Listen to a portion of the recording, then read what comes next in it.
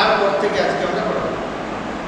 দেখো একটা অঙ্ক দিচ্ছি, কোনো স্থানে বায়ুমণ্ডলীয় চাপ 76 সেমি পারদস্তম্ভের চাপের সমান।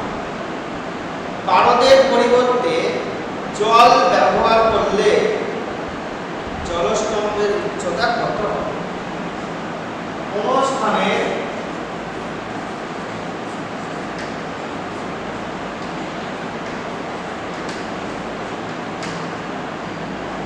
বায়ুমণ্ডলীয় চাপ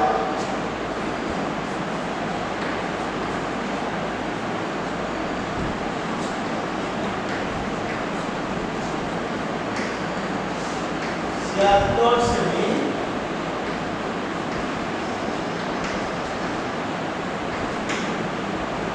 পারদস্তম্ভের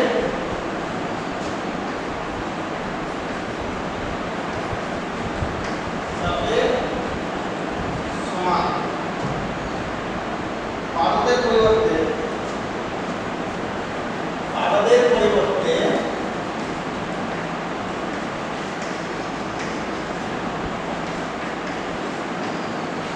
জল ব্যবহার করলে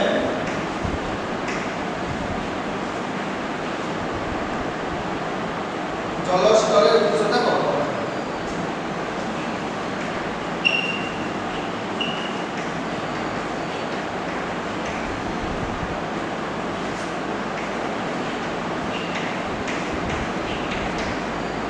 অঙ্ক দেওয়া আছে। দেখো কোন স্থানে বায়ুমণ্ডলীয় চাপ তার রাশিমালা আমরা গতদিন পড়েছিলাম, P সমান HdG। কোন স্থানের বায়ুমণ্ডলীয় চাপ P সমান HdG।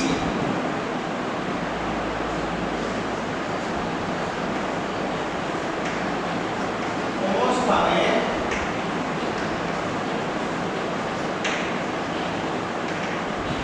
বায়ুমণ্ডলীয় চাপ P সমান HdG, যেখানে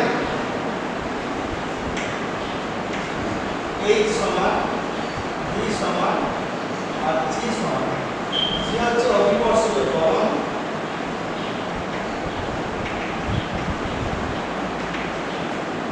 D হচ্ছে তরলের ঘনত্ব আর তরলস্তম্ভের উচ্চতা। তরলের ঘনত্ব আর হচ্ছে তরলস্তম্ভের উচ্চতা।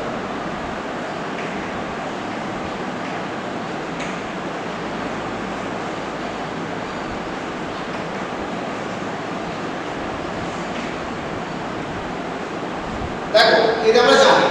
এবার দেখো বায়ুমণ্ডলীয় চাপ 76 পারদস্তম্ভের চাপের সমান করে দেওয়া হয়েছে, আর পারদের পরিবর্তে জল ব্যবহার করে তাহলে তার উচ্চতা কত? আমরা ধরে নেব H1 এবং H2 পারদস্তম্ভ এবং জলস্তম্ভের উচ্চতা, এবং D1 এবং D2 জলস্তম্ভ তাদের ঘনত্ব। আমরা লিখে দেবো যদি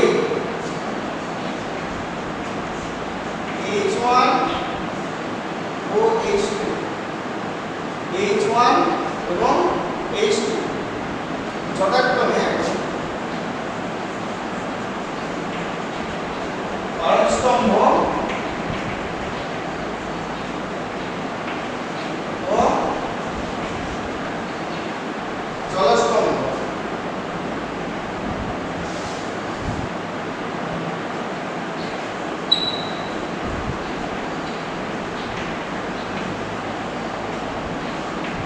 উচ্চতা হয়, এবং D1 ও D2 তাদের ঘনত্ব হয়, D1 এবং D2 তাদের ঘনত্ব হয়। তবে কি সমান কথা লিখতে পারবো? তবে P সমান H1 D1G সমান H2 D2G। P সমান H1 D1G এবং H সমান H2 D2G। যেখানে দেখো H1 হচ্ছে পারস্তম্ভের উচ্চতা মানে 76 আর D1 হচ্ছে পাওয়ারের ঘনত্ব 13.6 গ্রাম পার সিসি। এটা বলে দেওয়া হওয়া উচিত। এখানে পাওয়ারের ঘনত্ব লিখে দেওয়া উচিত। আর যদি না দেয় তাহলে ধরে দেয় পাওয়ারের ঘনত্ব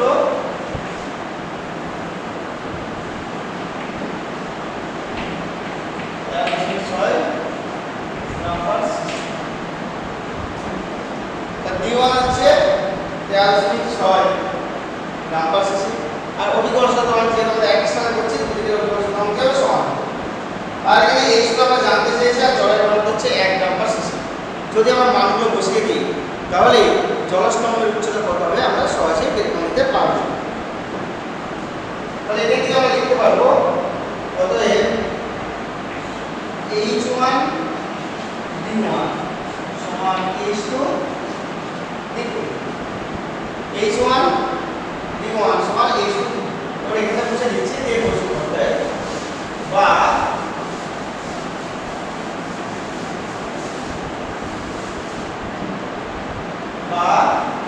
H1 এর মান ছোট 76 মানে পাওয়ার মান হচ্ছে 13.6 সমান H2 জানতে চেয়েছে এটা দ্বিগুণ মান হচ্ছে 1 জলের ঘনত্ব কখনোই বলে দেওয়া থাকবে না 1 গ্রাম পার সিসি।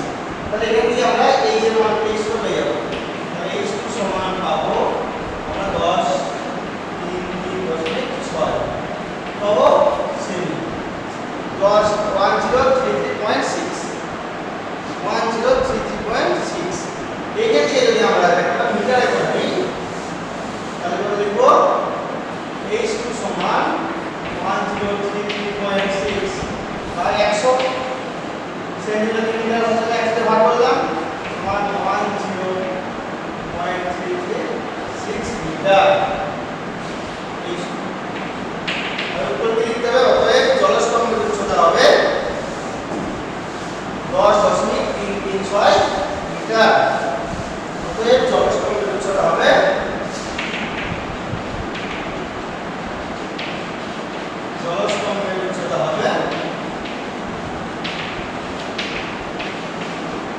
10.336 মিটার। মানে পাওয়ারের পরিবর্তে যদি আমরা জল নিয়ে পরীক্ষা করতাম তার উচ্চতা হলো 10.336 মিটার। দেখো তোমাদের টরিসেল বিজ্ঞানের টরিসেল একটা পরীক্ষা হয়েছিল, একটা পারদ নিয়েছিল, পারদের কাঁচ নল ছিল, সেই কাঁচ নলের ভর্তি পারদ নিয়েছিল দিয়ে সেখান থেকে 76 সেমি পারস্পরিক চাপ যে দেয় বায়ুমণ্ডলের চাপ 76 সেমি পারস্পরিক চাপের সমান তিনি সেই পরীক্ষাটা করেছিলেন। এবার একটা প্রশ্ন দেয় মাঝে মধ্যে টরিসেলের যে কাঁচ নলটা ব্যবহার করেছিল সেই কাঁচ নলে যদি একটা কাঁচ নলের উপরে যদি একটা ছিদ্র করে দেওয়া হয় তাহলে কি করবে? টরিসেলে একটা পরীক্ষা হয়েছিল, তার ভিতরে আর সেই পরীক্ষার জন্য তিনি একটা কাঁচ নল ব্যবহার করেছিলেন, 1 মিটার লম্বা একটা কাঁচ নল ব্যবহার করেছিলেন। সেই যে কাঁচ নল ব্যবহার করেছিলেন যে কাঁচ নলের একটা পারদ পাশ ছিল, একটা পারদ ছিল, এটা ছিল 1 মিটার লম্বা 1 মিটার 76 সেমি পারদ ছিল। বলছে এই কাঁচ নলের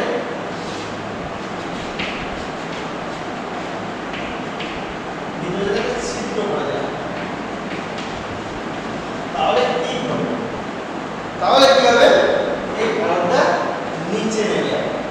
ছিদ্র করে দিলে এই পারদ কিন্তু মধ্যে থাকবে না, এই পারদটা নিচে এখানে কি দিয়েছিলাম? পারদ দিয়েছিলাম। এই পারদ কিন্তু এখানে এই করে অবস্থান করবে না, পারদ কিন্তু কি হবে? নিচে পড়ে যাবে। কেন এরকমটা ঘটে?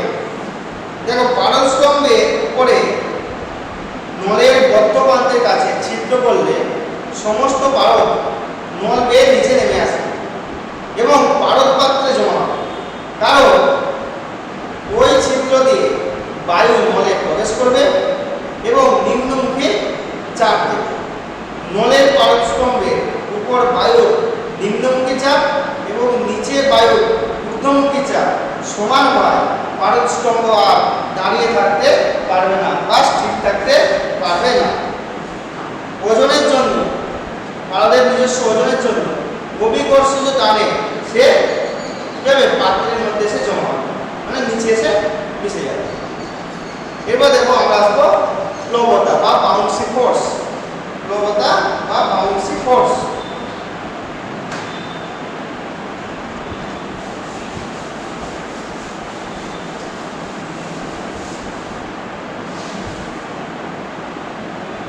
এবার আসবো প্লবতা।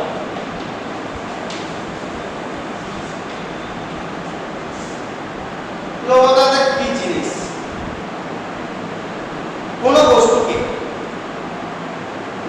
প্রবাহী বলতে আমরা তরল বা গ্যাস উভয়কেই বুঝি। কোন বস্তুতে কোন প্রবাহের মধ্যে আংশিক বা সম্পূর্ণ নিমজ্জিত করলে ওই প্রবাহী বস্তুর উপর যে ঊর্ধ্বমুখী বল প্রয়োগ করে তাকেই আমরা বলবো প্লবতা বল। কি বললাম? কোন বস্তুকে কোন প্রবাহের মধ্যে আংশিক বা সম্পূর্ণ নিমজ্জিত করলে ওই প্রবাহী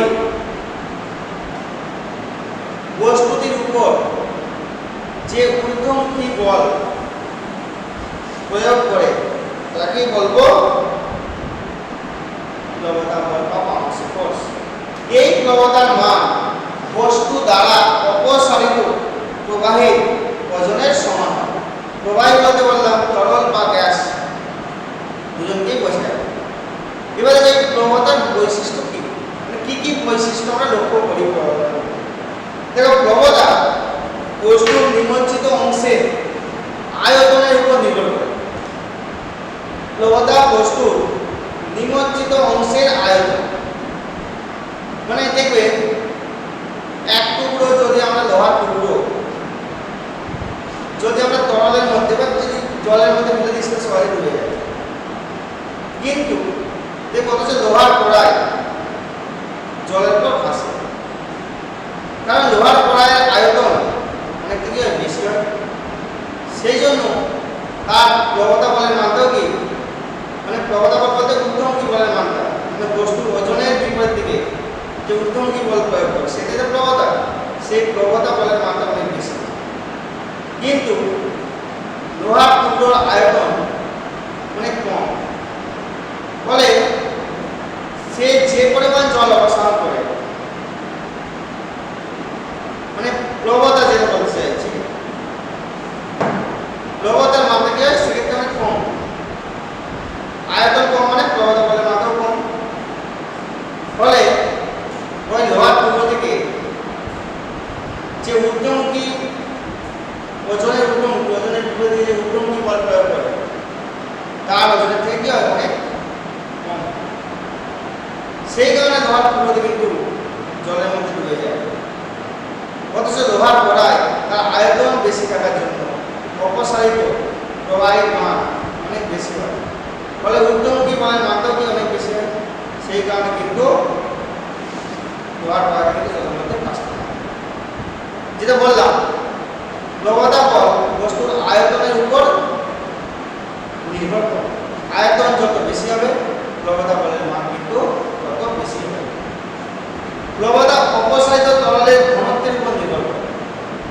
কোনো বস্তুকে যখন আমরা তরলের মধ্যে নিমজ্জিত করি, যে তরলতা অপসারিত করে তার ঘনত্ব যত বেশি হবে প্লবতা বলের মান কিন্তু তত বেশি হবে। প্লবতা বস্তুর উপর উল্লম্বভাবে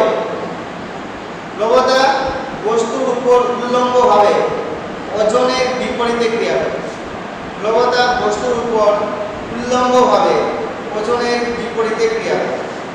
4 নম্বর হচ্ছে প্লবতা অভিকর্ষীয় ত্বরণের উপর নির্ভর করে। অভিকর্ষীয় ত্বরণের মান যত বেশি হবে প্লবতাও তত বেশি হবে। প্লবতা অভিকর্ষীয় ত্বরণের উপর নির্ভরশীল। অভিকর্ষীয় ত্বরণের মান যত বেশি হবে প্লবতাও তত বেশি হবে। দেখো এরপর আসবো আমরা আর্কিমিডিসের নীতি। আর্কিমিডিসের নীতি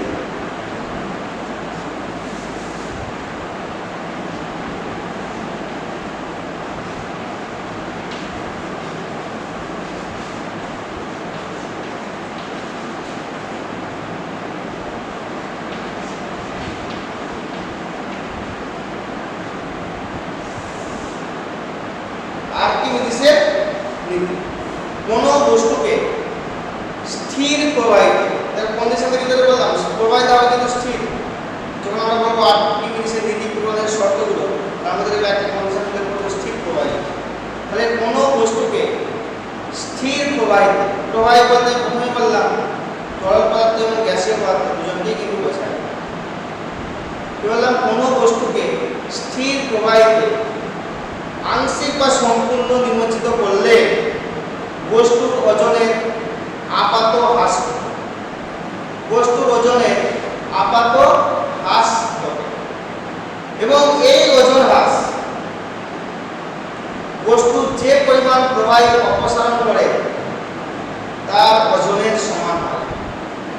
কোনো বস্তুকে স্থির প্রবাহিতে ব্র্যাকেটের মধ্যে লিখবে তরল বা গ্যাস, আংশিক বা সম্পূর্ণ নিমজ্জিত করলে বস্তুর ওজনের আপাত হ্রাস ঘটে এবং এই হ্রাস বস্তু কর্তৃক অপসারিত প্রবাহী ওজনের সমান হয় এবং এই হ্রাস বস্তু যে পরিমাণ প্রবাহী অপসারণ করে তার ওজনের সমান হয়। এটা হচ্ছে আর্কিমিডিসের নীতি। তাহলে এই আর্কিমিডিসের নীতি পূরণের কতগুলো শর্ত আছে। তাহলে আর্কিমিডিসের নীতি পূরণের শর্ত কি কি কন্ডিশনে হলো আমরা আর্কিমিডিসের নীতিটা পূরণ হবে বা মেনে চলবে। এক নম্বর প্রথমে বললাম প্রবাহিত হবে স্থির। প্রথমে বললাম আর্কিমিডিসের নীতি বললাম কোনো বস্তুকে স্থির প্রবাহিত, তাহলে প্রবাহী হবে কি স্থির। তরল বা গ্যাসীয় পদার্থকে স্থির অবস্থায় থাকতে হবে। তরল বা গ্যাসীয় পদার্থকে স্থির অবস্থায় থাকতে হবে। তাহলে একটা শর্ত হচ্ছে প্রবাহিত হবে স্থির, স্থির অবস্থায় থাকতে হবে। স্থির অবস্থায় থাকতে হবে, প্রবাহিতকে স্থির অবস্থায় থাকতে হবে। আর 2 নম্বর হচ্ছে তরলের ক্ষেত্রে নিমজ্জিত বস্তুটিকে ওই তরলে অদ্রবীভূত অবস্থায় রাখতে হবে। তরলের ক্ষেত্রে নিমজ্জিত বস্তুকে ওই তরলে অদ্রবণীয় হতে হবে। তরলের ক্ষেত্রে নিমজ্জিত বস্তুকে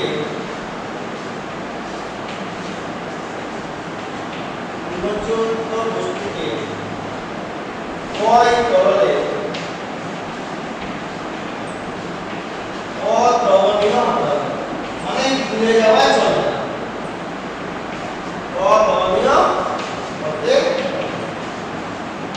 মানে দ্রবীভূত হলে কিন্তু আমরা পাবো, দ্রবীভূত হয়ে গেলে তার আমরা আয়তন নির্ণয় করতে পারবো না।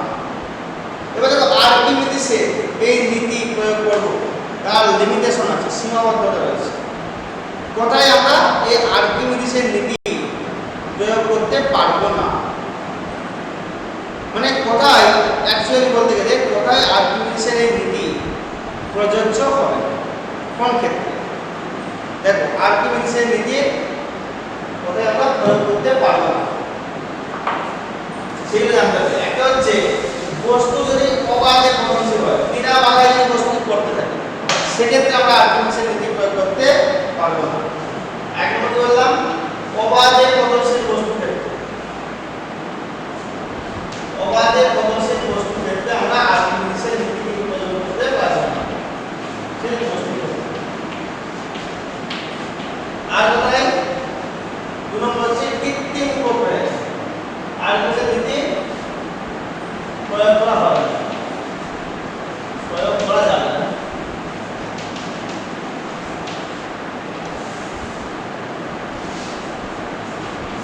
কোথায় অবাধে পতনশীল বস্তুর ক্ষেত্রে আর কৃত্রিম উপপ্রয়োগ।